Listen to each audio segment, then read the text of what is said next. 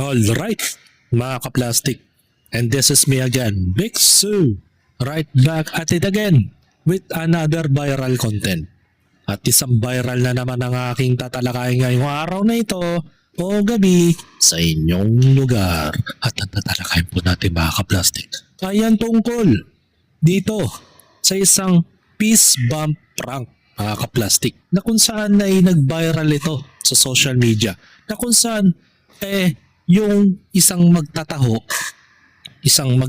vendor ay ginawa ng content ng isang tarantadong nilalang na nagngangalang Haris Reynaldo. So bakit nagba-viral ito? Pero bago ang lahat, lumang iba, bibigyan ko kayo ng konting trivia kung patungkol sa mga peace bump na yan na mga kaplastic.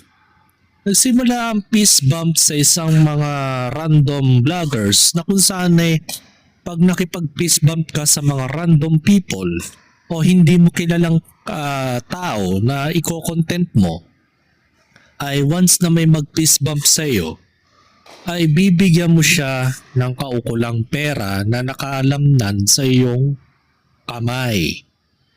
And then yun yung parang premyo niya kapag nag-peace bump sa iyo yung mga ibang tao na hindi mo kilala. Kumbaga parang reward dito. Nagmimistula itong reward na ginagamit ng mga content creator para magpa-boost ng mga views sa social media. Pero kabaligtaran ang nangyari dito kay magtataho na nag-viral sa social media. Dahil ganito lang naman ang ginawa ng isang tarantadong vlogger na nagngangalang Haris Reynaldo na ipinost naman ng anak ng mismong magtataho. Vlogger din po yung anak ng magtataho vendor na nagngangalang JB and Harold sa kanyang Facebook page. So ano nga bang ginawa niya? Panoorin po natin.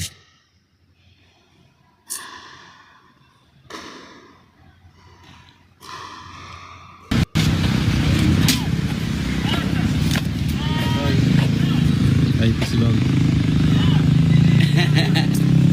Ay, thank you. Saan daw? Na natahimik yun. Nakatutoy.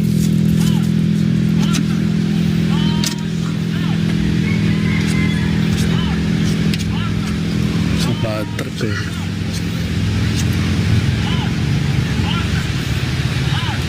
Ayun. Nakatutoy ya.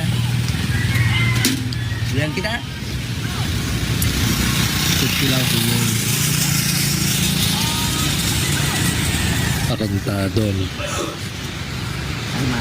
Magawa pa niyang i-post eh. Tumpawa siya dyan. Diba? Gaano niya pinahiya yung tao. Sabi daw ni JB Harold sa kanyang comment section, peace bump daw pero dignity ni tatay ang binomba. Uso ang peace bump ngayon Hindi actually hindi peace bump na yan Peace as in kamao. Bump. Yan. Ngayon. Kaya syempre natuwa si tatay. Akala niya totoong tulong. Lalo na't ganun ang nakita niyang viral sa Facebook. Yun pala, bumili lang ng taho at pagkatapos si tatay pa ang pinagtawanan dahil nagtanong ng sukli. Tatay was simply doing his job. Hindi niya alam na ginagawa siyang content. Hindi niya alam na may camera. At lalong hindi niya alam na gagawin siyang katatawanan sa comment section. Content creator ka, pero consent ni tatay nasaan? Views ang habol, pero respeto nasaan? Hindi lahat ng viral content ay nakakatawa. Hindi porket mahirap o simpleng nagtitinda ang tao, okay lang gamitin ang dignidad niya para sa engagement. Kung may legal concern dito tungkol sa pag-post ng video nang walang pahintulot, at pangpublikong pagpapahiya, sana ma-review ito ng tamang otoridad o legal professional. May mabuting dumaan na sa tamang proseso kaysa gumawa rin tayo ng panibagong panghihiya. Tatay deserves respect, not your content farm. Kung may accountability na dapat harapin ng maayos. Hindi excuse ang prank para makalimutan ng basic human decency. Yon. So ito po yung please report Harris Reynaldo na video link, mga kaplastic. Yan. Created by Capreti Vlog. Thank you sa pag-post dahil sa iyo mga umabot ng tulong na may mga nag-report sa account. Thank y'all. Medyo naawa lang ako kay Papa nung nakita ko tong video. Siyempre insulto yun. Kaya masakit yun para sa pamilya nila na ipapaiya mo ng million views etong kanyang ama para magmukha siyang nakakatawa sa puntong yon. Tingnan natin yung video kung nandyan pa. Mukhang wala na, nakaka-plastic.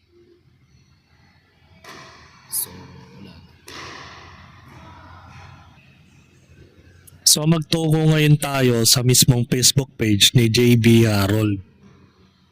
Nakaka-plastic. So tingnan natin. May mga post siya before.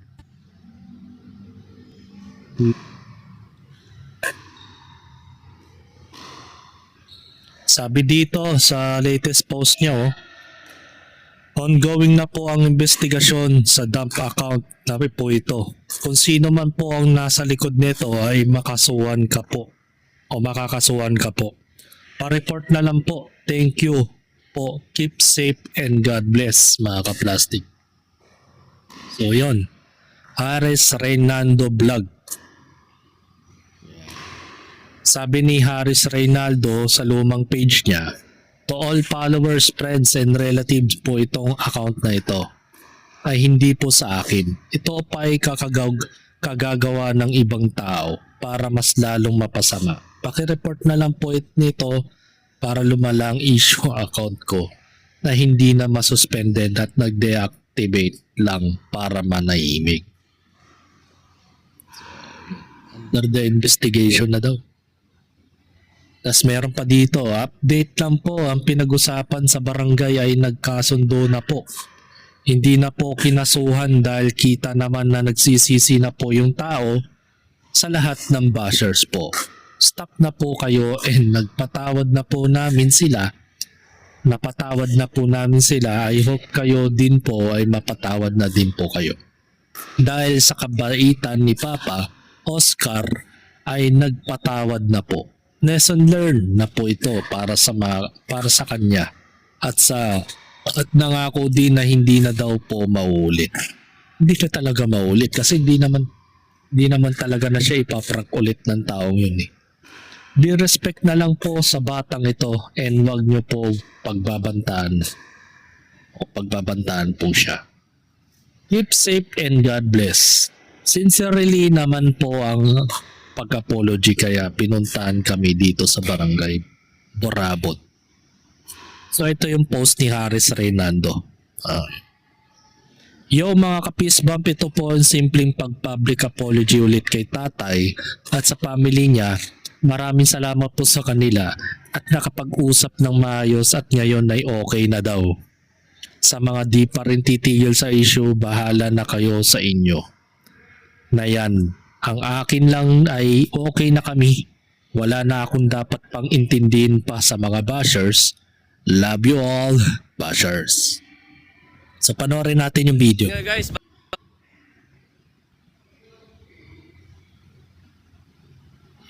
Guys, bago ako magsimula, gusto magpasalamat sa barangay ng Borabot at sa lalo na do sa kapitan nila. Dahil sa kanila nagkaayos kami ni tatay, tapos doon sa brigada na din, salamat. And guys, okay na kami ni tatay na dahil doon napag-usapan na namin yung lahat na mga nangyayari. Pasensya na din sa pamilya ni tatay at sa mga naapektuhan.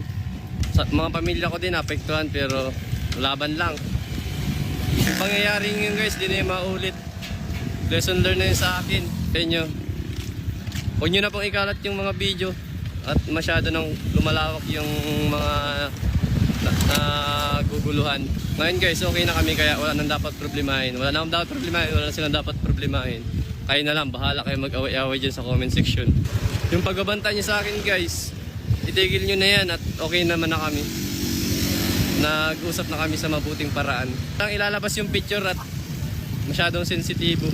Kung ano-ano pang gawin nyo dyan, mapasama palalo kahit okay na. Pa-count na yon yung Mark Harris dump. Di po sa akin yun. Trace ka namin. Kasi di naman ako yan. Manda ka. Salamat din sa mga barkada ko nagtutulong sa akin at sinasamahan ako sa gantong bagay. Hindi ko sila makakalimutan. Salamat sa inyo. Boy, tingin kayo boy.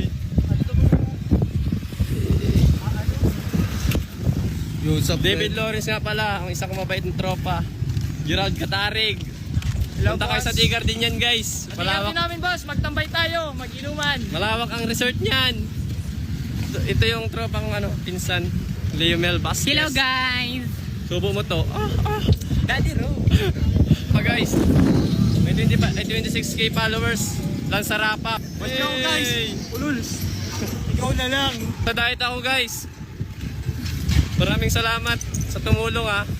Hanggang dito na lang po yung video. Thank you. Bye bye. Parang hindi naman siya concerned. Ang galing mo mag-apologize kahit sa live mo hindi ka marunong magpo at opo. Ayos talaga. Ang wala lang nagkaanuhan na Nagkabaranggayan na raw Natakot ka lang kasi alam mo may bibira na lang sa'yo. Kasi ang social media mga kaplastik, hindi lang pambuong Pilipinas yan, pambuong mundo yan. Kapag may nakapanood pa ng mga ganyang video all around the world at nakita ka ng personal, ewan ko na lang mga kaplastik. Okay daw pero wala siya vlog si tatay na ayos na kayo. Madali sabihin kasi yon Lods, okay na kahit di naman talaga okay. Kaming nakapanood at inis hindi pa okay. Kasi yung sinceridad niya, yung nagawa siya ng video, parang wala lang. 'Di ba? Parang may alin tulad mo lang sa public apology ni Vice Ganda, mga kaplastik, na matapos siyang makapanakit ng damdamin ng ibang tao, tapos manghihingi ang apologize content, na para bagang yung apologize niya parang nakipag-usap ka lang sa kanto. Casual ba? Dumami ata followers mo pre. Tapos si tatay madami ding tumulong. Brigada in the heart of changing lives. Na-media pa Kaya talagang lalaki pa yung followers niyan.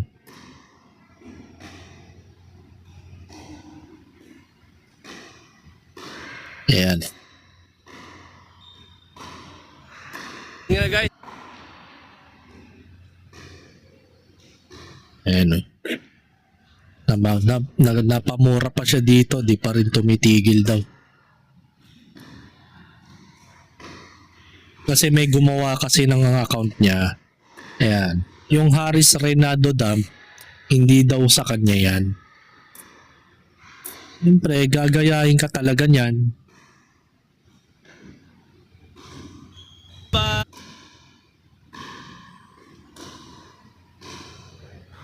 Sabi nito, wag muna po sana tayo mag-judge ng tao base sa nakikita lang natin. Hindi po ako ganun tao sa personal, for content lang sana yon. Pero malaking epekto pala yon sa buhay ni tatay. Natural. Kasi halimbawa, let's say gawin natin in public place yan. Pinahiya ka sa harapan ng mga tao. Ano ang pakiramdam mo na ikaw ay napahiya sa reaksyon mo, na akala mo ay binigay mo talaga yung pera, tapos pagtatawanan ka ng maraming tao? Na parang iniisip kasi, halo-halong reaksyon ng mga taong tumawa sa kanya. Iisipin yan na napaka-desperado naman nito ni magtataho. Blah blah blah, something like that. Kasi syempre, naghahalo-halo na yung reaksyon ng tao Kaya siya pinagtatawanan. Yun ang hindi mo naisip. And that's the reason why kung bakit maraming galit sa'yo. Talagang may epekto yan. May cause and effect yan. Diba?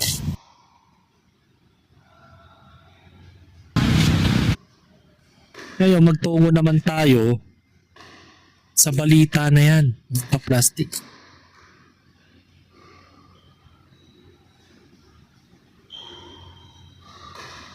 So, panoorin natin to. Nauwi sa usapin ng posibleng paglabag sa cybercrime at karapatan ng isang simpleng magtataho matapos itong kuha ng video at i-upload sa social media nang hindi umano nito batid na namahagi pala ng isang prank ang ginawa sa kanya. Sa panayam kay Tatay Oscar Asis, 59 anyos sa Barangay Burabod, isang magtataho Senior at ama na, no? ng 8 anak. Ikinuwento nito sa news team kung paano siya sinalubong ng isang lalaki matapos niyang maghatid ng taho sa kanyang mga suki. Ngayon, nag-kisbam siya sa akin. Ayan. Di, pagkuha niya, may 100 pesos sa palad niya. Di, ibinabulsa ko yung 100. At kala ko baga, bigay lang yun sa akin. Pagka kuwan ko, nung matagal-tagal, tahuan niya. Di, binigyan ko. Pagkatapos sa susukli ako. Oo naman niya. Yun ang ginawa sa akin. Kung sa kwan pa kayo, parang nahiya ako sa kanya at ang sa isip ko ay baka sabihin ka ako nung nagpisbam sa akin ay kwan ako sa pira, yung gahaman ako sa pira na pinagsamantala ko yung pambili niyang tao. O, diba? Yan yung cause, yan yung iniisip ni tatay exactly na reaksyon ng mga taong pinagtawanan siya sa Facebook page niya na nag-trending yun. Siyempre, kung ano yung iniisip ng tao, ay putya, mukha namang dayok-tok to sa pera. Napaka-desperado mo na. O, diba? Kung ano yung sinabi ko kanina, halos parehas lang sa reaksyon na sinabi ni Tatay Oscar. Tatay Oscar ba yun? Diba? O, di naisip mo palang from the start, nakapanakit ka ng damdamin, pinagtawanan mo yung tao dahil nag-react siya accordingly, na binigyan mo na kuno pero di naman pala binigyan. Pinagtawanan mo pa. Kaya nga nagtanong pa nga sa kanya kung kukunin mo pa yung sukli. Hindi talaga. Nagmatigas ka pa rin. Ginawa mo talaga siya ng content. Kasi sa mga social media vlogger, mga kaplastic, lagi niyong tatandaan kapag kayo ay gagawa ng content, maging aware naman kayo sa sarili niyo. Huwag naman kayo na parang iniisip nyo na lahat na lang ng biro ay pasok sa banga. Na para sasabihin nyo ay okay lang to, yung mga ganitong practical jokes o yung mga pranks na ginagawa natin ay okay sa mga tao yan. Hindi mo alam yung damdamin ng tao kung gaano sila napaiya doon. Tapos wala pang consent. Pwede ka pa makasuhan ng Data Privacy Act kasi hindi mo man lang blinerd ang mukha niya nung ginawa mo siya ng content. Okay lang sana kung blinerd mo yung mukha niya, at least hindi siya makikilala ng buong bayan na ganito pala etong tatay ni isa pang anak niya kasi vlogger din. O, di ba? Hindi siya mapag-aanuhan. Hindi siya mapag-iinitan.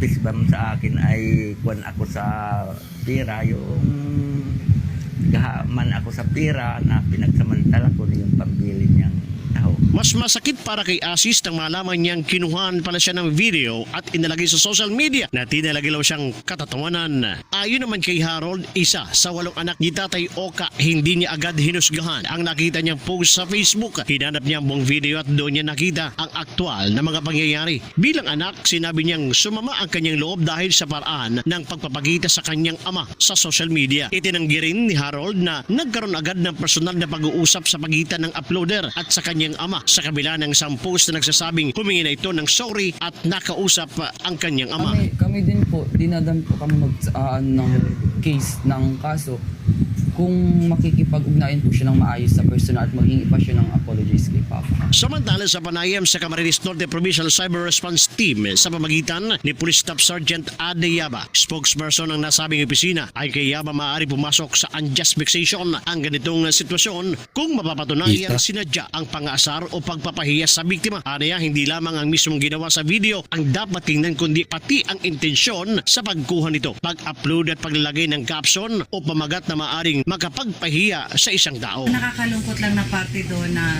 ginawa nung uploader, ginawa niya ang katatawanan si tatay. So, maaari pong pumasok ang kasong iyon sa unjust vexation. Kasi po, kung sinadya niya, pero sinadya niya talaga na asaran si tatay. Kasi nga, kinuhaan niya ng video, in-upload niya pa at nilagyan niya pa ng title na humingi pa ng sukli. So masyadong na-deprive po yung karapatan ni tatay bilang tao at bilang naghahanap buhay na simple lamang. Grabe, no? So, Ilang minuto matapos ang panayam sa mag-ama at sa Cyber Response Team, muling nakipag-ugnayan ang pamilya ni Tatay Oka Asis sa news team. Matapos umanong gumawa ng paraan naman ng uploader na kinilalang si Haris Reynaldo upang magipag-ayos sa kanila. Iminungkahi ng news team na sa barangay na lamang isagawa ang pag-uusap upang maging maayos at ligtas ang proseso. Nakipag-ugnayan agad ang news team kay Barangay Captain Glenn Chris Bukalig kung saan tuluyang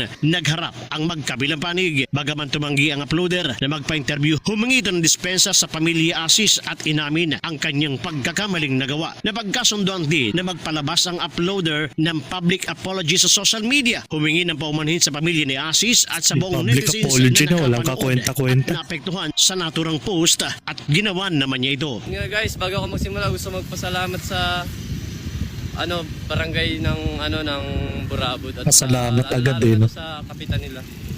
Dahil sa kanila nagkaayos kami ni tatay, tapos doon sa brigada na din, salamat. And guys, okay na kami ni tatay dahil doon napag-usapan na namin yung lahat na mga nangyayari. Pasensya na din sa pamilya ni tatay at sa mga naapektuhan. Sa mga pamilya ko din naapektuhan, pero laban lang. Sa ngayon, mas pinili ng pamilya Asis na bigyan ng pagkakataon ng pag-aayos sa halip na magsampa ng kaso. Ayon sa isa sa mga anak ni Tatay Oka, kung ang Diyos nga niya ay nakapagpapatawad, tayo pa kaya na tao lamang.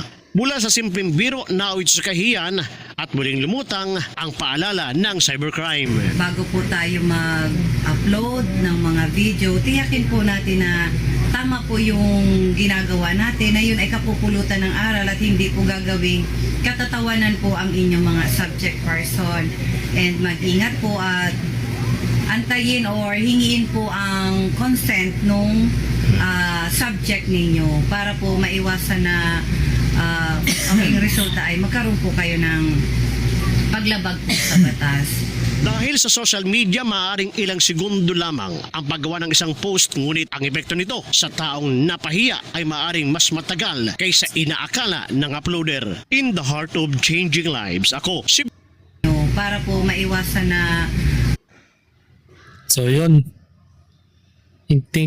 I think there should be a licensure for influencers to keep stupid people from influencing others to do stupid things. Nakakatakot ng magbiro ngayong panahon. So anong ibig mo sabihin, Maricel de la Cruz? Parang normalizing na mga ganitong pranks ay hindi po nakakasakit ng damdamin? Yan ba yung ibig mong sabihin, Maricel? Tuloy, nabash ka tuloy, oh. Tinawag kang syunga. Sabi ni Ren Santa Clara, Di Pianco, Gustong sumikat, ayan, sikat ka na. One time boomer lang yan. After this, wala na yan mga ka-plastic. It's over na. Sino ba ang mas kumita sa pakikisawsaw sa ginawang prank failed niya? Di ba yung ibang content creator ko no? I think hindi naman to magbibuse tong kinontent ko pero meron lang akong gustong opinion about dito mga ka-plastic. Ang opinion ko regarding dito, kapag kayo ay magiging isang vlogger o magbabalak kayo magiging content creator, pag-isipan nyo ng maigi kung ang content ninyo is nakakasakit kayo ng damdamin o nakakasira kayo ng reputasyon ng ibang tao o para bagang harmful sa mga viewers, nakaka-disturbance, di ba? Iba yung kasi yung impact kapag nanonood ka lang sa social media. Pero yung impact na ikaw mismo yung pinaprank, talagang hindi mo mararamdaman yun in the first place kung ikaw ay nanonood lang sa cellphone. Pero pag sa personal yun ginawa sa'yo, parang malaking insulto yun. Kung mapapanood mo lang yung video na ginawa sa kanya ng vlogger na yon, si Aris ba yun, ay napatahimik na lang yung magtataho vendor nung sinabihan niya na pabili lang ng taho, na pagkakakala niya ay binigay niya talaga yung perang yon.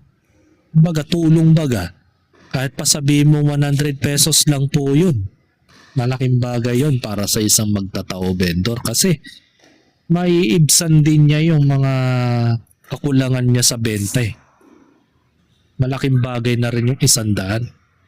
Baga makakabili ka na ng ulam yan, mga ka-plastic. Pero unfortunately, may mga pranks talaga na hindi nakakatuwa. Kaya nga kung gagawa kayo ng content o vlog sa inyong social media accounts, make sure kung gusto nyong makasira ng reputasyon ng ibang tao, sa mga kabarkada nyo na lang. At wag sa mga ibang tao na napaka-vulnerable kasi kung mismong tao, ibang tao mismo yung gagawan mo ng ganyang bagay. Paano kung makachamba ka ng mainitin na ulo? Ano na lang ang mangyayari sa'yo kapag sa tingin niya ay napahiya siya? Baka mamaya umabot sa punto na malagay ka sa alanganing sitwasyon, di ba? So, maging dahan-dahan tayo sa pagiging content creator, di ba? Huwag tayong basta-basta magsasalita o maggagawa ng mga bagay na nakakasakit sa ibang tao. 'Di ba? Para sa iyo, kung hindi man nakakasakit yung ginawa mo, maaaring sa iba meron. 'Yun ang magkaibang perspektibo ng reaksyon ng bawat tao. Kaya, 'yun. Lagi niyong tatandaan mga ka-plastic, kung kayo magiging content creator, huwag kayong maging kupal. Diba? Huwag kayong maging kupal sa social media. Nang sa gayon, hindi umabot sa punto na lahat ng mga kinita nyo sa social media na monetize ka nga, pambabayad mo lang din ng piyansa yan sa kulungan. So hanggang dito na lang ang aking opinion, and this is me again, Big Sir, lagi nagsasabing ang mga plastic ay matagal mabulok dahil ang mga plastic ay toxic. Ayan. What's up mga ka-plastic? And this is Kambid, commentary video, the video live stream. Signing out. Alright. Mga ka-plastic, kung nagustuhan nyo ang aking video, isubscribe nyo lang ang aking channel. At the same time, i-hit nyo rin ang notification bell at yung all para ma-notify kayo sa aking susunod ko pang video sa aking YouTube channel. Maraming salamat po mga ka-plastic.